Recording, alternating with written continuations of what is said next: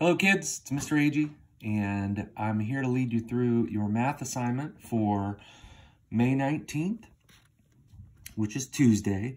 We're starting week 2 in the math section of the home learning packet. And just to orient you, remember there are no page numbers in the math section. So when you turn to the math section in the book, this is the first page in the math section here. It says week 1 in the upper right corner. Last week we did days 1, day 2, day 3, day 4, and day 5, ending here. And so today we're going to be starting in week 2. And your assignment for today is going to be day 1 and day 2. And as usual, they have a wide variety of problems that they've given you. So teaching a single lesson to kind of help the kids through, to help you through the overall assignment is going to be really challenging. So what I did is I looked through the entire day 1 problem set and the entire day 2 problem set, and I wrote out some similar problems to help you, but also I would like to talk about each section. Now, there's an important note here, and that's the problem at the bottom of week 2, day 1 is fraction talk. Now, after looking at it and studying the 3rd grade standards, I've determined that this problem is a little bit beyond the expectations for what a 3rd grader in the state of Indiana would be expected to do. And developmentally speaking, I'd say about half of the students in our classroom would not be ready for a problem of this caliber here. The prerequisite knowledge that it will take to be successful on this problem in particular is pretty demanding and advanced compared to where we were. If you remember, we were in the beginning of our fractions unit for 3rd grade when the stay-at-home order began. So I'm a little bit worried about this problem. If you'd like to try it, you can, but just in terms of pure standards, I'd say this is probably a 4th grade problem, maybe even a 5th grade problem. And it is pretty challenging. I'm not going to go through a lesson to help solve this, other than you're going to need to use your knowledge of making equivalent fractions and identifying fractional parts that when not all of the same fractional part is given. It's pretty challenging. I invite you to try it, and if you want to check in with me about it, that's totally fine. I'm happy to help with it, but it is not officially a part of this assignment. So, moving on. Let's head back to day 1. The first set of problems are story problems, and we know that when we're dealing with story problems, it's important to read all the way through each problem, figure out what do we have, what did they give us. If you have trouble putting yourself in the situation and understanding what it is, really use those visualization techniques, mark up the text. I'd like to refer you to a model that we've used since 1st grade, even kindergarten uses this now. I don't think that these kids were exposed to this model in kindergarten. But here we've got the number bond model for multiplication and division. So here in the larger circle with the 3 spokes coming off of it, we've got a total number of items. And then each spoke would represent the number of groups, and each little circle here would represent the items per group. So how many, these would be equal in a multiplication division problem. And so you can reduce any multiplication division problem down into this model here, and this would be 3 groups. The numbers here, items per group, would be equal, and when you add them all together, or you take the number in the items per group times the number of spokes, you would end up with the total. And it works backwards too. You can start with the total and divide by the number of groups to get the items per group, or look at it this way. We've got the number of groups times the items per group gives you the total items. Or if they give you the total items and the number of groups is missing, or the items per group is missing, you can divide by the number of groups. They'll usually give you 2 parts of these equations, and you got to figure out, okay, what's the missing part and how do I plug it in to solve for the missing part. Each of the problems that you face here in A, B, and C, you can reduce down to this kind of thinking. If you have trouble with it, give me a call, give me a text, and we can work it out. The next one is kind of a critical thinking problem. They give you some parameters. They give you some limits. You can only use the digits 1 to 9. I will point out they are not allowing you to use 0. So it's interesting because it is asking you to think about time, but really, I mean, it's a logic problem. It's something where you have to do some critical thinking to figure out, okay, what's the latest possible time I can make using the digits 1 to 9 and fulfilling the criteria of putting minutes after a certain time in the PM. And if you remember, the PM starts at noon and goes all the way up to 11:59 in the nighttime. And so the latest time in the day would be 11:59 PM. But you notice they don't give you 2 digits in the hour box. So you're going to have to use the highest hour you can use without going to 2 digits.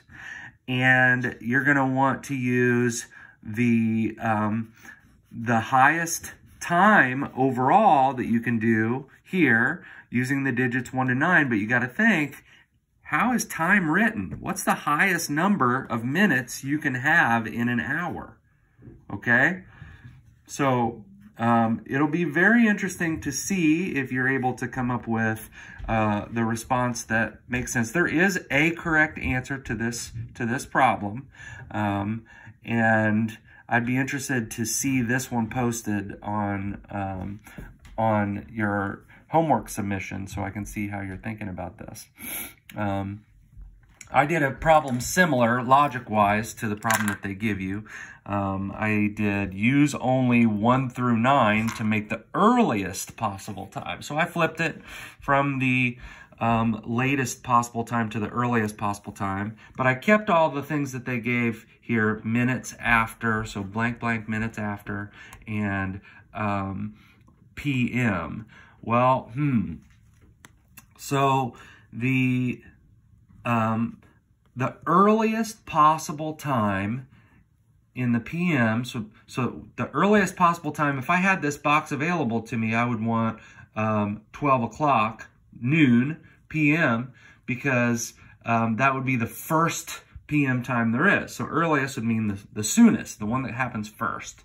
But I've only got one box here in the hour section of the time. And so what I'm going to do, I know that 1 o'clock would be the earliest time, 1:00. But the problem is I can't use 0. I can only use 1 through 9. Okay? So I can't use 0 here, here, here, here, or here. I have to use ones. So the earliest time I can use, the earliest time I can write using the lowest numbers here is going to be 1, 11,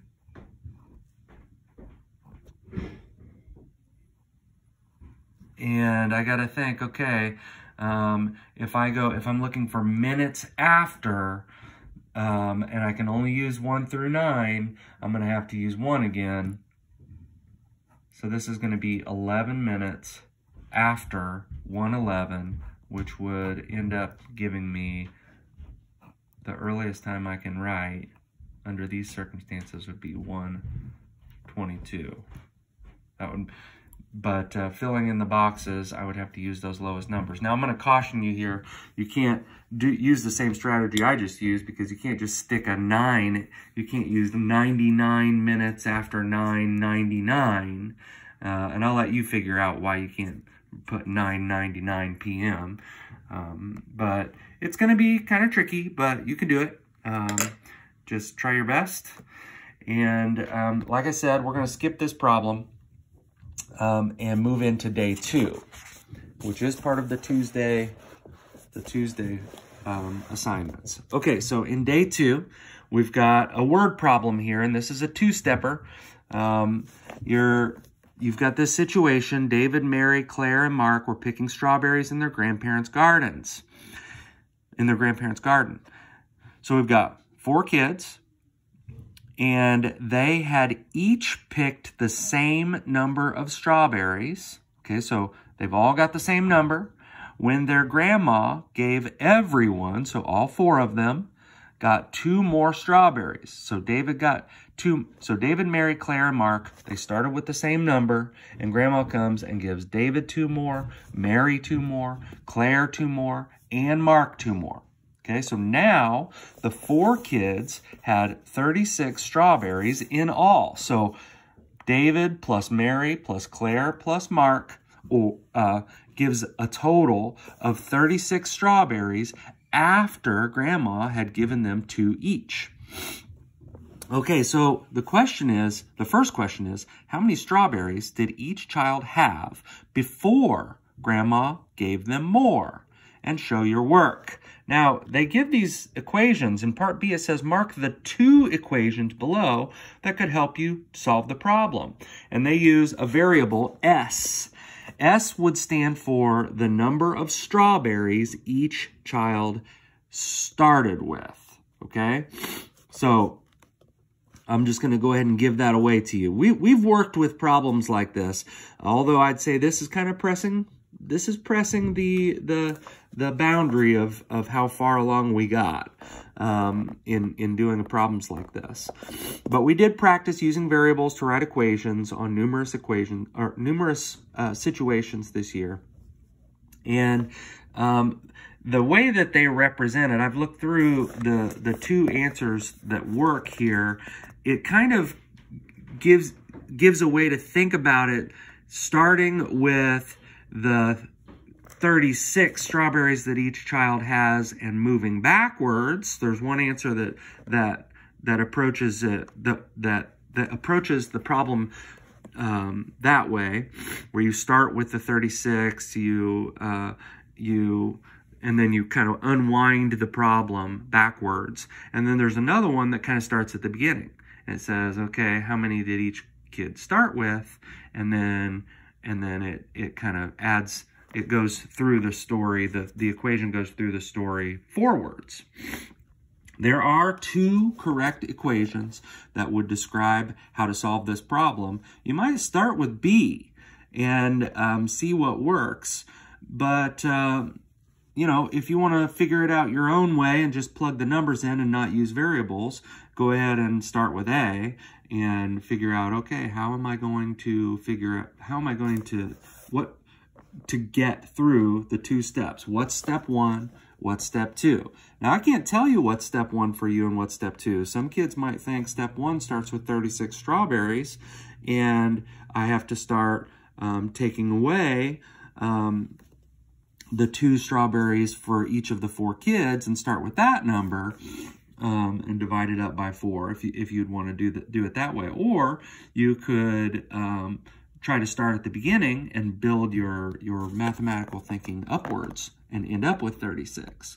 There would be numerous ways that you could approach solving this problem, and I would want to honor all of the ways that you guys come up with. Next, we've got a logic puzzle that involves some addition.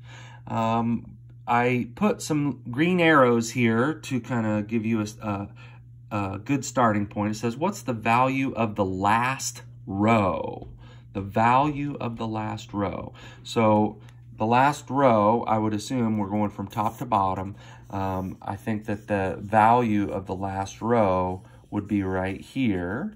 And it would be the sum of these 2 numbers and the sum of these 2 numbers. But first, But last, I think maybe what they're asking you to do is this. They're saying this is the last row. And so we have to figure out, okay, what is this? What is this little warthog? What number does it represent? What number does the tiger represent? What number does the eagle represent? And when you add all those together, what number do you end up with? The trick here is get it down to where you've got two parts, and you've got 2 parts out of 3, and you're just solving for one missing part. So it wouldn't be a good idea to start here because we don't know what the warthog is yet, and we don't know what the tiger is yet. So we would just be guessing. It could be 0 and 9, 1 and 8, 2 and 7, 3 and 4. I'm sorry, not 3 and 4, 3 and 6, 4 and 5, 5 and 4, 6 and 3, you know, and so on. You just use partners to 9, but we don't really know. It could be any of them. Same for this column here. We don't know the 2 parts, so we're going to find a place where there's only 1 part. And so here we've got something plus 9 equals 10. Whoa, I can figure that out. I know what that is. Or I could start here. So, 9 plus something equals 14. So it's going to give, when you only have 1 missing part, you can figure out, using the other parts, what is missing. What is the missing part? Okay, last but not least, we've got this little brain teaser here.